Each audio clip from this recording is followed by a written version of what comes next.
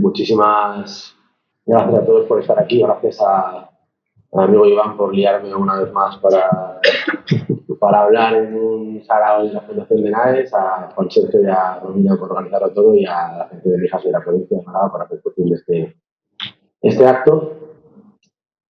La fundación se llama Fundación para la Defensa de la Nación Española y habitualmente cuando hablamos de la Nación Española solemos pensar en lo inmaterial, en lo simbólico, en lo etéreo, en lo histórico. Pero no hay nación sin territorio físico y no hay nación sin condiciones justas de vida. Y por eso me gusta mucho que en las últimas eventos que ha montado la Fundación de NAES, que he tenido la ocasión de asistir, se ha hablado de despoblación en Extremadura, se ha hablado del futuro del campo español en Ávila y se está hablando de vivienda en Málaga. Es decir, se está entendiendo que no hay nación sin bienestar social, y que no hay nación sin estabilidad, y que no hay nación sin prosperidad, y que no hay nación sin futuro para sus jóvenes, y no hay nación sin que haya unas bases materiales dignas de existencia. Y es una cosa que tenemos todos que celebrar, en la línea de lo que ha estado mencionando Ricardo. Si somos patriotas, entendemos que esto no es un sálvese quien pueda cada uno a la suya, sino que es un salvémonos todos, porque si queremos que la nación tendrá que haber un cuerpo nacional que pueda seguir existiendo y que no esté sobreviviendo, sino que esté viviendo algo que ahora mismo está bastante dentro dicho, particularmente en lo relacionado a la vivienda. Todo el mundo sabe que actualmente el problema de la vivienda es uno de los principales en España. Los precios alcanzan cifras récord, superiores ya por bastante a los que se alcanzaron en 2007, 2008, 2009, y los precios están absolutamente desacoplados de los sueldos, tanto que aquello que antes era tan común, que era comprar una vivienda, como mencionaba la primera intervención, con 21 años, 25 años, con 30 años, ahora es una quimera absoluta y el destino habitual de los jóvenes es estar hasta que peinan canas en casa de los padres, en la vieja cama nido, en la litera. Por debajo de 40 años en España hay más personas que viven en casa de los padres o que viven comprando vivienda. Esto era absolutamente imposible de imaginar hace solamente 20 años. Solamente 15 de cada 100 españoles menores de 30 años viven fuera de casa de los padres. Y si viven fuera de casa de los padres, viven compartiendo piso con desconocidos. ¿Cómo se van a tener hijos entonces? ¿Cómo se va a planificar entonces? ¿Cómo se va a tener autonomía? ¿Cómo se va a tener privacidad? ¿Cómo va a poder uno tener una buena vida? ¿Cómo va a tener hijos? Y si tiene hijos, ¿qué futuro le va a dar a estos hijos? Lo material está relacionado con una de las principales crisis de nuestra nación, que es la de la natalidad, el invierno demográfico. Y hay razones culturales potentísimas, pero hay razones materiales también evidentes. Y la dificultad de acceso a la vivienda es una de ellas. En Málaga, mirando datos, subiendo para acá, he visto que en los últimos 5 años había subido un 70%, un 70% en 5 años el precio de la vivienda en alquiler. Claro, había caído un 60% la oferta de vivienda. No la vivienda por construir. No estamos hablando de las casas que faltan, sino de las que ya están elegidas, las que ya están edificadas, las que ya están construidas. Hay un 60% menos ofertadas. Y al mismo tiempo, la población no ha dejado de crecer. Porque si la población española no ha dejado de crecer. Algunos, cuando hablan de desajuste entre oferta y demanda, se olvidan de la segunda parte. Y que no, claro, es que en España faltan casas. Evidente, que faltan casas. Que no solamente faltan casas, es que también hay mucha gente más. Hay mucha gente más que tiene la mala costumbre de necesitar un techo y 4 paredes. Yo no conozco a nadie que no quiera un techo y 4 paredes. No lo conocemos. Ni naciendo en Mijas, ni naciendo en Huesca, ni naciendo en ningún lugar del mundo. La gente quiere un techo y 4 paredes. Lo cierto es que si nos vamos solamente a los últimos años, decimos, se ha desplomado más de la mitad la oferta. Y han venido a España más de 3 millones de personas que están demandando vivienda. Están demandando vivienda. Algunos que hablan, como digo, ese desajuste, se quedan solo con la oferta. Se creen que es la ley de la oferta y la oferta, y la oferta y la oferta y la oferta. No es la ley de la oferta y la demanda. Entonces faltan casas y sobran. Y hay una cuestión para entender que faltan casas, que es que faltan casas de forma artificial, porque los políticos del Partido Popular y del Partido Socialista así lo han querido. Faltan casas por producir, porque hay una legislación tan restrictiva sobre el suelo que disuade la promoción, que la convierte en terriblemente costosa, incluso cuando ahora todo el mundo habla del negocio inmobiliario, sigue siendo terriblemente costosa. Hay un laberinto de trabas, de trámites, de burocracia, de peajes, que lo convierten en interminable. Que las viviendas que hacían falta, que no son ya hoy, ni mañana, que hacían falta anteayer. Y las viviendas que nos pongamos a pensar en hacer hoy estarán construidas en 5, en 10 años. Tenemos los planes generales de ordenación urbana, más de la mitad de ellos son de los años 90, para un país que ya no existe. Es un país que ya no existe, tenemos que tenerlo claro. En España están entrando cada año netos más de 600.000 personas. El año pasado entraron en España 1.220.000 personas. 1.220.000 personas. Más que todas las personas que entraron en Francia, Italia, Bélgica, Dinamarca y Holanda. Francia, Italia, Bélgica, Dinamarca y Holanda. España más. ¿Cuántas viviendas hacen al año en España? 90.000 el año pasado. Entraron 600.000 personas. Solo desde el año 2020 hasta la actualidad se ha llevado a un déficit de 700.000 casas.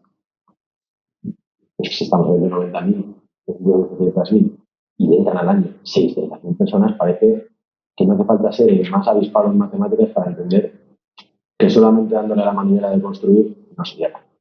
Entonces, efectivamente, hay un problema con las políticas restrictivas que hay sobre el suelo. Hay un problema sobre que no solamente no se produce vivienda en el mercado libre, es que tampoco se produce en el mercado público o de colaboración público-privada. El año pasado en España, en total de las administraciones públicas de toda España, terminaron 14.000 viviendas protegidas. Hubo 16.000 denuncias por ocupación. Hubo más denuncias por ocupación que viviendas se terminaron en toda España. Pensemos que la mayor parte de los casos de ocupación no se denuncian, porque uno acude a vías informales para poder resolver este problema. Y tenemos la cantinera perpetua de todas las administraciones hablando de que hacen mucha vivienda social, mucha vivienda protegida, que hacen menos que denuncias por ocupación. En los años 60 se hacían más de 200.000 viviendas al año. Había mejores tecnologías, había mejores comunicaciones en los años 60 que ahora. En los años 80 se hacían más de 100.000, ahora no tenemos 50.000. Ahora que todo el mundo habla de que esta es el gran drama y la gran crisis, porque están haciendo 14.000 viviendas. Esto es en lo relativo a lo por hacer. Pero es que sobre la vivienda producida, sobre la ya creada, hemos visto que las regulaciones sobre el alquiler, la tolerancia con la ocupación, con la inocupación, con la morosidad rentaticia, la arbitrariedad y la discrecionalidad con la que actúan para regular los alquileres, fundamentalmente la izquierda, pero siempre a rebufo el Partido Popular, han generado tal sensación, tal situación de inseguridad jurídica a los propietarios, de los tenedores de vivienda, que muchos han optado por sacarla del mercado. La tienen vacía, turística, por habitaciones, temporada. El principal perjudicado de todo esto, evidentemente, de esta política que la izquierda pretendía que era contra el mercado propietario, el principal perjudicado es el pobre inquilino potencial, que no está encontrando pega. Cuando se mete en Fotocasa o en Idealista, encuentra cada vez menos pisos. Como encuentra cada vez menos pisos y cada vez menos personas que están en el mismo que están buscando pisos, los pisos cada vez valen más. Y 70% han subido. En Málaga, como evidentemente los sueldos no han subido, se van estancados 30 años en España, vinculados a la inflación, 30 años en subir los precios, los sueldos, ¿cómo se pagan las casas? Con una rebaja drástica de los estándares de vida. La gente que antes vivía en un piso, ahora vive en una habitación. Claro, es que eso no es lo que estamos acostumbrados en España. En España, quien más que menos, en los años 90-2000, tenía una casa en propiedad, nació en un hogar en propiedad. Tenía la certeza de que iba a tener estabilidad, ahorro, autonomía, libertad, que iban a poder sus padres brindarle una buena educación, iban a poder ahorrar, iban a poder montar un negocio, irse de vacaciones, cambiar las ruedas del coche, lo que hiciera falta, porque como tenían pagada la vivienda, que tenían que estar dedicando como se dedica actualmente, más del 50, más del 60 en algunas provincias, por ciento de los ingresos mensuales a pagar el alquiler. Pues por supuesto que ya no se puede comprar porque la subida del precio de la vivienda es muy superior a la capacidad de ahorro del más ahorrador. Pero es que ni siquiera se puede alquilar porque estamos viendo que ya el alquiler se está convirtiendo en un lujo porque cada vez menos alquileres y porque la única vía de poder pagar para que tenga un salario precario, para que lleve poco tiempo en el mercado laboral, es precisamente compartir piso. Lo mencionábamos antes en el canotazo. Pues algunos que están tan obsesionados con la memoria histórica nos están llevando a decir como se diría, bueno, las novelas del Londres victoriano o como se diría en la posguerra. Uno piensa, ¿no? El pisito o piensa en Cela, bueno, pues eso es algo que están condenando a nuestros jóvenes. Y lo cierto es que ante un panorama tan dramático, es posible buscar una alternativa. Y Vox viene planteándola desde hace mucho tiempo a nivel nacional, económico y municipal, particularmente en el terreno de de la denuncia, en el terreno de la propuesta, en el terreno de las iniciativas que nunca vota nadie más. Pero estas 2 últimas semanas hemos tenido 2 muy buenas noticias, de las cuales estoy muy contento, que son los acuerdos que se han cerrado en Extremadura y en Aragón, que tienen una proporción bastante importante de vivienda en estos acuerdos. Hay políticas selladas, rubricadas en los acuerdos que permiten pensar que va a haber un inicio de cambio de rumbo. Si todos estamos de acuerdo, porque lo escuchamos continuamente, que faltan casas, en sendos acuerdos se pone negro sobre blanco cómo se va a agilizar el urbanismo, cómo se va a simplificar la administración, cómo se va a imponer en primer lugar el siguiente ministerio positivo y la declaración responsable para poder producir vivienda más rápido, cómo se va a reducir trabas, trámites, licencias, burocracia para poder producir vivienda más rápido, cómo se ha puesto una cifra que es una cifra real para poder hacer vivienda protegida, no las 2 millones de casas que nos tiene el Partido Comunista desde el año 2005 que solo están en las diapositivas de un PowerPoint de un asesor del Ministerio de Vivienda, no. Casas reales que se van a construir, casas reales que se van a construir para los españoles, que son los que con sus impuestos nos han pagado, que son quienes las merecen, que son quienes, siguiendo toda lógica, deben recibirlas. Se está montando un berenjenal bastante importante con todo lo de la prioridad nacional, pero lo de la prioridad nacional no es más que llevar a lo nacional lo que son la economía familiar. Todo el mundo en su casa, cuando tiene recursos limitados, le llama, lo primero que busca es que tengan cubierta la educación, tengan cubierta el vestido, tengan ropa, tengan la mejor vida posible, tengan calientes, tengan abrigo. Nadie se dedica a pagar dinero a los fuertes que todo esté mal. Yo no conozco a nadie que quiera que a sus hijos les vaya mal, a nadie que quiera que a su abuela le vaya mal, a nadie que quiera que a sus amigos les vaya mal, que a su compañero de trabajo les vaya mal, que a sus seres queridos les vaya mal. La prioridad nacional significa exactamente esto, llevar esa lógica que todo el mundo entiende de la economía familiar, que si tienes un vaso de agua, se vas a dar a tu hijo antes que regar el jardín, evidentemente. Pues estamos en lo mismo. Si tenemos recursos limitados, porque tenemos recursos limitados, que parece mentira que los tengamos limitados, porque estamos pagando más impuestos que nunca, tenemos trenes que descarrilan, servicios sociales absolutamente saturados, servicios públicos que da pena verlos, gente muriendo cada 18 minutos en la lista de espera de la dependencia, urgencias en las que tienes 10 horas esperando que parece que estás viendo el Mundial de Fútbol o una sesión de la ONU porque no hay ni una persona que tenga nombre o apellido español delante de ti y estás pagando más impuestos que nunca. Por lo que estamos nosotros pensando es que estás pagando más impuestos que nunca. Los poquitos servicios sociales que tenemos, las poquitas viviendas sociales que se hacen, las poquitas viviendas protegidas que se hacen, las ayudas a la maternidad que se dan, prioritariamente para los españoles. Es una cuestión bastante fácil de comprender. Es más, esta semana, en alguna entrevista, he mencionado esto que quiero decir. Es que tal vez la vergüenza y la justificación y la explicación tiene que cambiar de banda. Todo el rato preguntas. ¿Por qué la teoría nacional? No es algo que preguntar al político de turno. ¿Por qué el desplazamiento del nacional? ¿Por qué usted no está a favor de que a mi compañero de pupitre le dé una vivienda protegida? ¿Por qué usted no está a favor de que a mi vecina le dé una ayuda a la maternidad? ¿Por qué usted no quiere que a mi hermana, que lleva justa, le dé una ayuda al alquiler? ¿Por qué tiene que ser un desconocido? Porque es un pensamiento contra natura. ¿Por qué? Cada vez que hay un político que diga esto, que le pongan al caché para adelante y digan, ¿por qué? Porque usted está contra el suyo. Porque usted está con los de antes. ¿Por qué? Esa es la pregunta. Cuando uno piensa contra lo común, piensa contra lo natural, piensa contra lo justo, es legítimo que lo piense. Es legítimo que la gente lo considere. No, es que, pues, esta sala hay gente demasiado uniforme, como muy iguales, muy españoles, muy grises, que venga otro antes a darle. Es legítimo que lo piense. Pero que lo justifiquen dialécticamente en términos políticos. No, yo prefiero que venga antes el tipo de juego. Políticamente. No que se suban al carro de no, esto es ilegal, no, es que esto no tiene encaje constitucional. Nos hemos acostumbrado a que en este país hacen las leyes no es barracolcha, tanto que ahora resulta que se piensan cuando otros hacen pacto van a ser iguales. Claro, aquí se ha tardado mucho tiempo en llegar a un acuerdo, porque se ha mirado todo con lupa, no, con 25 lupas.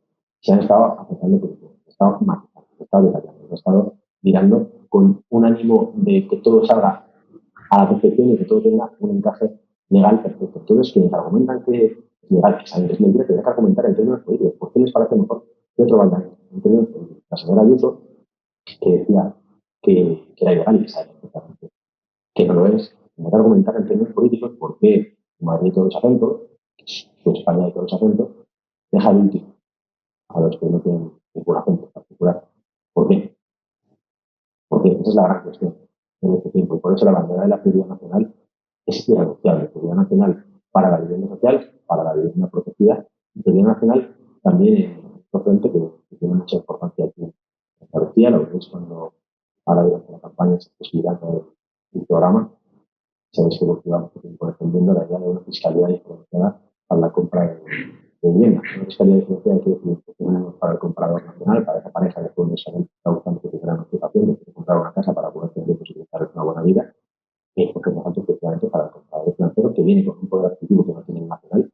Sabemos que en Málaga, si cogemos la hipoteca media y cogemos el salario medio, daría que los malagueños estarían pagando la hipoteca con el 75% de ingresos mensuales. Todo el mundo sabe que una entidad financiera no te presta cuando tienes el dólar de más del 30%, por tanto la gente que está en la parte de vivienda en Málaga también con los sueldos en Málaga. Sabemos que el 40% de las viviendas del año pasado que se estuvo en Málaga no las compraron ciudadanos españoles. Lo que planteamos es fiscalidad diferencial. Es un número para el comprador nacional y un alto para el comprador extranjero para que precisamente con esos impuestos, pues lo recaudado por esos impuestos se pueda hacer vivienda protegida y bonificaciones fiscales para españoles, lo suyo. En Suecia, para suecos. En Venezuela, para venezolanos, en Venezuela, para venezolanos. En España, por sorpresa, para españoles. Y claro, esto levanta mucha polvareda. Pero lo cierto es que bajo la polvareda hay mucho más que seguir contando. ¿Qué más se ha pactado en estos acuerdos de lado de la demanda? Todo el mundo sabe que hay una dificultad tremenda para poder comprar por parte de los jóvenes, no solamente porque los salarios son precarios, no solamente porque los trabajos son inestables, una distancia atroz con los precios. Las entidades financieras que prestan solamente el 80% y ese 20% restante más los impuestos se convierte en una muralla posible de saltar. Mucho habría que hablar sobre por qué tiene impuestos la compra de tu primera vivienda habitual. De primera necesidad, hay que plantearse cuáles son los fundamentos morales de que existan impuestos a la compra de primera vivienda. Pero de verdad, los fundamentos morales. ¿Por qué un político mete su manaza y convierte la vivienda en, sabemos, entre todos los impuestos a la edificación que tienen que la compra, en un 30% más caro? Entonces, es una decisión política. ¿Por qué la vivienda es un 30% más cara? Porque ya están comprando una vivienda un 30% más barata o un 30% más grande. Tendrías más hijos, entonces, o volverías más espacioso. ¿Por qué? Entonces, la primera cuestión es de naturaleza moral, pero es que además estoy de acuerdo, hemos construido a los impuestos a la compra de vivienda. No solamente bajar los impuestos, sino diferir el pago. Esta es la cuestión fundamental. Una pareja que tiene 30 años, que lleva 5, 6, 7 años en el mercado laboral, no le ha dado tiempo a ahorrar. Anda justito, ya sería una heroicidad que estuvieran consiguiendo ahorrar cada miembro de la familia 200 euros cada mes. Por eso, tal y como sube el precio, no da.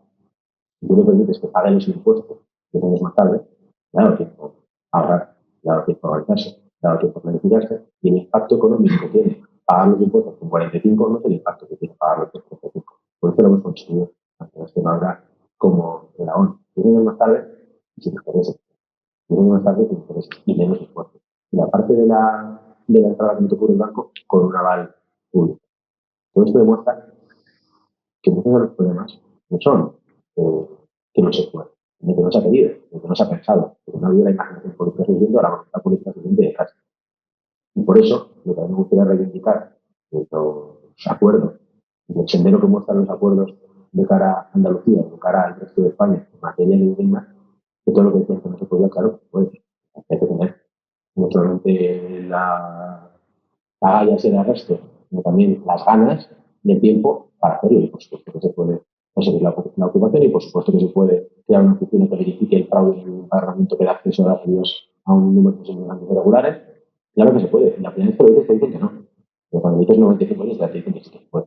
Se afanan de decir que no se puede. Pero claro que se puede. Claro que se puede bajar los impuestos a la compra de vivienda. Y claro que se puede decir los pagos de impuestos. Claro que se puede hacer la vivienda nacional. La cuestión es salir de ese marco que saca la del Partido Comunista y es todo lo que no me gusta es ilegal. Y corre detrás del Partido Popular. Todo lo que no le gusta a la izquierda es ilegal. Bueno, pues ya está, ya se ha acabado. Ya se ha acabado esto. Y la Primera Nacional es un mensaje. Y, y aquí, las elecciones que vais a tener muy pronto en Andalucía, todo lo pactado tiene unos ecos en Andalucía. cuando dice el señor Moreno Bonilla, es un lío, pues claro, es un lío. Es que es un lío que no puede estar. Bueno, es un lío de tiempo, porque yo os aseguro que estoy confundido. Pero es un lío sobre todo en inspirar el cambio. Y que se puede contar un mensaje que es que con consenso del gobierno sí que se puede, que ya no es que se digan cosas distintas, que se pueden hacer cosas distintas. Y yo solamente he hecho de que mi compatriota que va mal sepa que va a ir primero, que mi otro compatriota que va mal sepa que le van a ayudar a comprar una casa, que el que necesita construir sepa que va a construir más rápido, que el que necesita pagar menos sepa que va a poder pagar menos, que el que tiene un ocupado sepa que va a poder echarlo.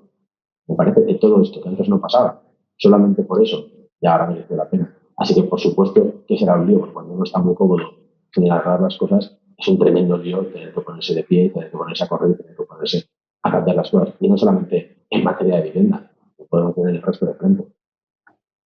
Es un lío tremendo que te pongas a decir que te depende del suelo productivo frente a la avalancha de parques de renovables que están arrancando los tribus. Es un lío. Es un compromiso con los tribus porque tienes que ponerte ahí. Es un lío que tú te pongas a bajar los impuestos a las rentas más bajas. Pero lo hemos conseguido.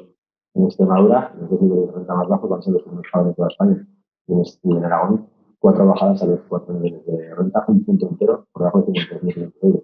Y gratuidad de las guarderías 0 a 3 años e incremento del coste en sanidad. Claro que se puede decir, no, esto no se puede porque es una fundamental del gasto público y del gasto social. Sí, claro, que al mismo tiempo se carga todo el éxito que están llevando en forma de cooperación al desarrollo, subvenciones a ONGs que favorecen la inmigración masiva, sindicato, patronal. Claro, es que de nuevo hay que ponerse, pero claro que se puede. Así que en los 25 días que quedan para que haya elecciones en Extremadura, en Andalucía, perdón, el principal cometido que creo que tenéis, que tenemos todos, es explicar qué es lo que se ha pactado, qué es lo que se va a hacer, cómo es un cambio de rumbo absoluto y cómo efectivamente hay que decidir si el continuismo de las políticas del Partido Socialista que va a cómo está esta tierra, a cómo está toda España, o un cambio de rumbo que no es todo lo bravo, que no es todo lo duro, que no es todo lo radical que querríamos, pero que hemos conseguido con un 17, con un 18%, haber conseguido que por primera vez una región de Europa ponga por delante a sus connacionales, me parece que hace ese 18%, ese 18%, una cifra verdaderamente bárbara, de la cual tenemos que estar muy orgullosos y nunca apearnos de todo lo que ya se ha conseguido y mostrar a los vecinos, en los mercadillos, en los paseos, en las playas, en los pueblos, que se puede una cuestión diferente. Ahora, se puede hacer, hace falta que voten con fuerza a Vox también en esta zona. Muchísimas gracias.